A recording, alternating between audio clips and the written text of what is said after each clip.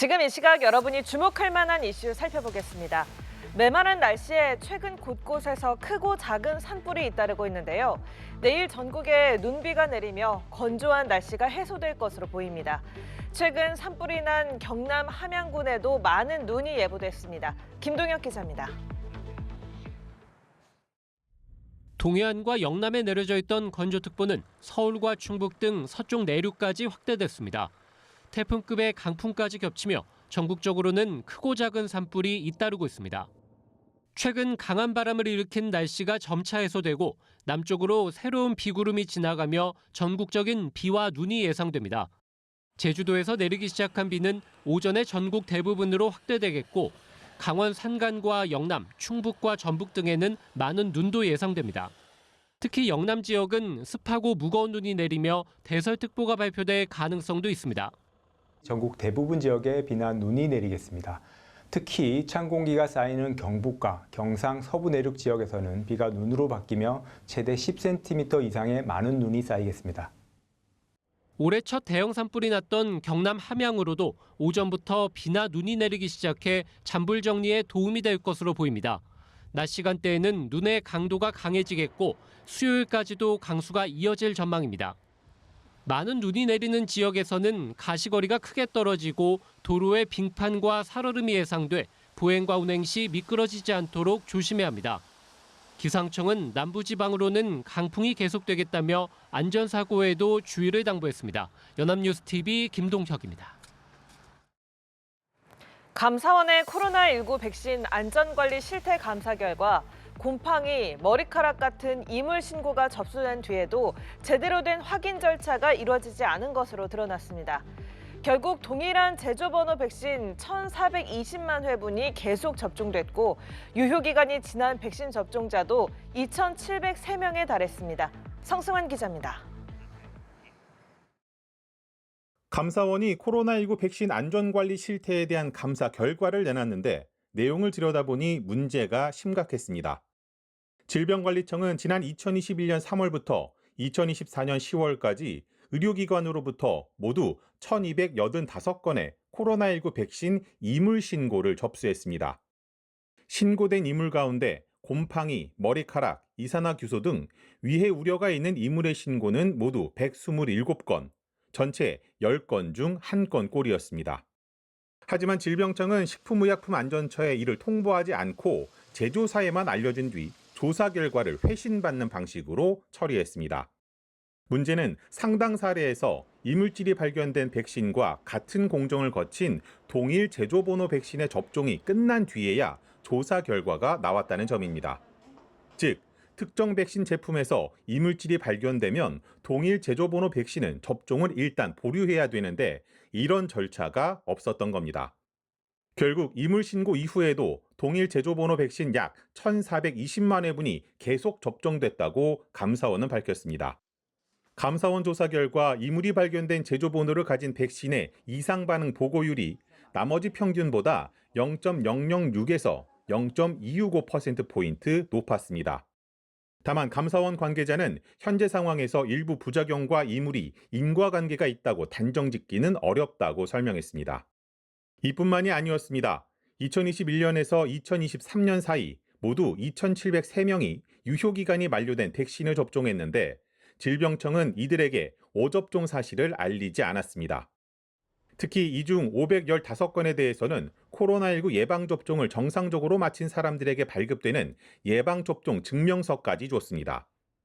여기에 제조번호별로 품질을 검증하는 국가 출하 승인을 받지 않은 백신 131만 회분이 사용되는 일도 벌어졌습니다. 모두 질병관리본부가 2020년 청으로 승격한 이후 벌어진 일, 국민 건강을 지킬 정부가 불신을 자초했다는 비판을 피하기 어려워 보입니다. 감사원은 이외에 역학조사 간 법정 인원 확보 미흡 등의 문제도 확인해 관련 기관에 절차 개선을 통보했습니다. 연합뉴스TV 성서환입니다. 돈을 빌려준 뒤 갚으라면서 해외로 유인해 감금하는 방식으로 보이스피싱 콜센터 조직원을 끌어모은 총책 등 일당이 무더기로 검거됐습니다. 확인된 보이스피싱 피해자만 수십 명, 피해 금액은 수십억 원으로 조사됐습니다. 김규희 기자입니다. 필리핀의 한 사무실에 현지 경찰이 들이닥칩니다. 책상 위에는 여러 대의 컴퓨터와 태블릿 PC, 키보드가 어지럽게 놓여 있습니다. 은행 직원을 사칭해 유리한 조건으로 대출을 해주겠다고 속여 피해자들에게 돈을 뜯어낸 보이스피싱 콜센터 조직원들입니다. 30대 총책 등 일부는 범죄 모의를 위해 한국으로 들어왔다가 서울의 한 아파트에서 붙잡히기도 했습니다. 총책과 그 관리자급 5명이 서울에 있는 강남 아파트를 얻어서 생활하고 있었고요. 외국을 왔다 갔다 하면서 생활하고 있었는데 저희가 위치 추적이나 이런 거를 확인을 해가지고 대전 중부경찰서는 총책을 포함한 보이스피싱 콜센터 조직원 등 76명을 사기 등 혐의로 붙잡은 가운데 11명은 구속했습니다. 확인된 피해자만 62명, 피해 금액은 47억 원으로 조사됐습니다. 이들은 지난 2019년 2월부터 지난해 6월까지 중국, 필리핀 등의 보이스피싱 콜센터 사무실을 만들고 활동한 것으로 조사됐습니다. 특히 조직원을 모으기 위해 사채업자와 손잡고 고금리로 돈을 빌려준 뒤 갚으라고 협박했으며 휴대폰 유심칩 제조 업무를 하면 돈을 많이 벌 수 있다고 속여 해외로 유인했습니다. 이후 여권을 빼앗는 등 방식으로 감금한 뒤 조직원으로 활동하게 했습니다. 거기 가면은 돈을 많이 벌 수 있다. 나 근데 보이스피싱 절대 안 갈 거다. 괜히 나 살자고 누구 죽일 순 없다. 이렇게 말을 했었거든요. 근데 끝까지 아니라고 해서 간 거였어요.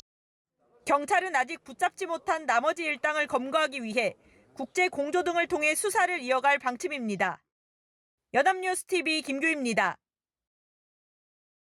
화가 난다는 이유로 3층 건물 옥상에서 에어컨 실외기를 던진 남성이 경찰에 붙잡혔습니다.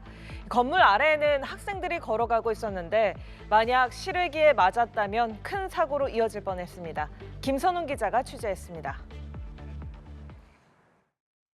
한적한 일요일 오후 4시 초등학생 3명이 골목을 걸어갑니다. 학생들이 지나간 직후 느닷없이 하늘에서 에어컨 실외기가 떨어집니다. 조금만 빨리 떨어졌다면 학생들 머리 위로 추락할 수도 있었던 위험천만한 상황. 건설 현장에서 물건이나 이런 게 떨어지거나 쇠가 떨어지고 쾅 소리가 나잖아요. 딱 그 소리였어요. 애들 반응은 좀 혹시 어땠는지 기억나세요? 얼어있다 살짝. 위험한 상황이 뭐 사람들 몸이 굽는다고 하잖아요. 딱 그 느낌이에요. 범행은 현장에 오토바이를 타고 나타난 남성 2명 중 한 사람인 30대 A씨가 저지른 걸로 파악됐습니다. 피해자들의 신고를 받고 출동한 경찰은 범행 40분 만에 A씨를 특수상해 미수 혐의로 현행범 체포했습니다. A씨가 실외기를 떨어뜨린 옥상입니다. 만약 지나가던 행인이 맞기라도 했다면 정말 크게 다칠 수 있는 아찔한 높이입니다.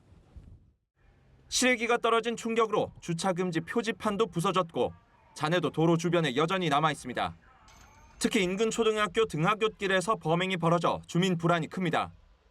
여기가 어린이 보호구역이고 바로 옆에 태권도 가장 있고 애들이 되게 많이 지나가는데 그걸 애들이 맞으면은 큰일 난다 진짜. 경찰 조사에서 A씨는 화가 나서 던졌다는 취지로 진술했는데 행인들을 겨냥해서 던졌는지는 아직 파악되지 않았습니다. 우선 경찰은 A씨에게 정신병력이 있다는 사실을 확인하고 응급 입원을 조치했는데 이후 혐의가 인정되면 A씨를 검찰에 넘길 방침입니다. 연합뉴스 TV 김선동입니다.